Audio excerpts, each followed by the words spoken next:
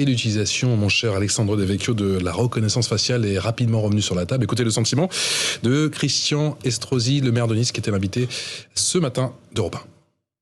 Moi, je sais qu'un grand nombre d'organisateurs de rencontres et puis de présidents de clubs, ils sont favorables, naturellement. Mais qu'est-ce que ça aurait changé à la situation de samedi soir au Stade de France ? Nous avons les logiciels, oui. Et nous avons des start-up, et nous avons de grands industriels, y compris français comme Thales, qui aujourd'hui ont des systèmes très au point pour garantir les libertés individuelles et que seules les personnes fichées puissent être détectées par l'intelligence artificielle.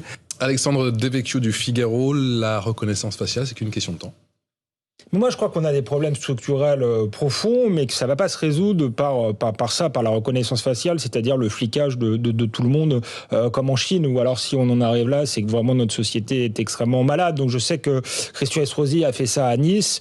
On peut le comprendre après ce qui est arrivé à Nice, mais je ne suis pas sûr que ce soit la solution, ni que c'est échangé grand-chose dans le cas présent. Non, moi, je reviens sur ce qui a été dit. Et d'abord, moi, je crois que que Gérald Darmanin, ça n'a pas fonctionné, mais ça aurait pu fonctionner parce que nous, sur CNews, on a dit un certain nombre de choses, le Figaro aussi, il y a un certain nombre de médias qui ont refusé de relayer la communication gouvernementale, mais certains l'ont fait, paradoxalement parfois des médias de gauche, parce qu'ils avaient peur d'être taxés de racistes, on va le dire, pas de racistes contre les Anglais, mais de racistes s'ils désignaient la population incriminée, qui est une population qui est d'ailleurs souvent française, même si on a vu des gens en situation irrégulière dans les comparutions immédiates, mais qui n'est pas intégrée, qui est une immigration désintégrée et qui est délinquante. Donc ils avaient peur de stigmatiser la Seine-Saint-Denis et donc Gérald Darmanin a misé sur une vieille anglophobie culturelle et sur le fait que toute une partie des médias aurait peur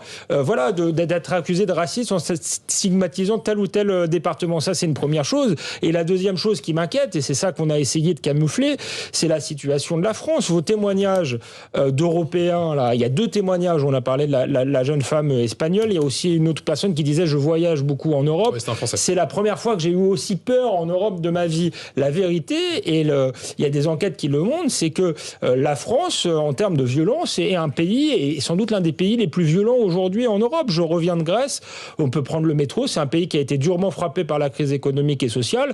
Mais on peut prendre le métro. On n'a pas de sentiment d'insécurité. On peut rentrer à n'importe quelle heure. On n'a pas de sentiment d'insécurité. Aujourd'hui, c'est plus le cas en France, dans de nombreux quartiers, et même dans Paris intramuros. Donc c'est une situation d'une gravité exceptionnelle, et en ce début de quinquennat, on aurait aimé voir un ministre de l'Intérieur faire le bon diagnostic, se servir de ça pour faire le bon diagnostic et essayer de nous apporter des solutions structurelles. Julien Drey, cette séquence, elle peut laisser des traces en ce début de quinquennat pour Emmanuel Macron, alors qu'on sait que c'est pas forcément son fort au président Macron, le régalien. Normalement, ça devait être son fort, puisque au départ, rappelez-vous, c'était les images justement qu'il voulait évoquer.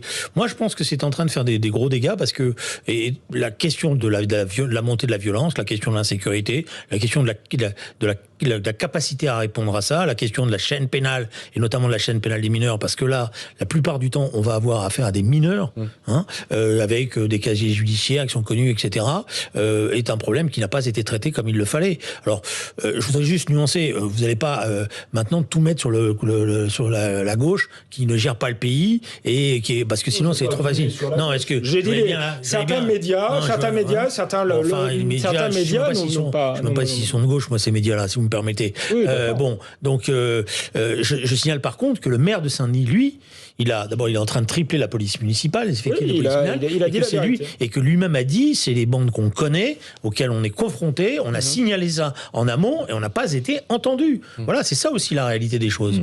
Juste pour revenir sur Saint-Denis, parce que c'est intéressant, et ce qu'a dit le maire, il a reconnu une partie de la réalité, mais je me souviens, il y a très peu, Thierry Henry disant Saint-Denis, c'est pas Paris, vous aimeriez pas y vivre, tollé médiatique d'une partie des médias, d'une partie des observateurs, disant comment ça, il stigmatise Saint-Denis. Oui, le maire là était un peu dans le déni. Il est obligé de revenir à la réalité, tant mieux.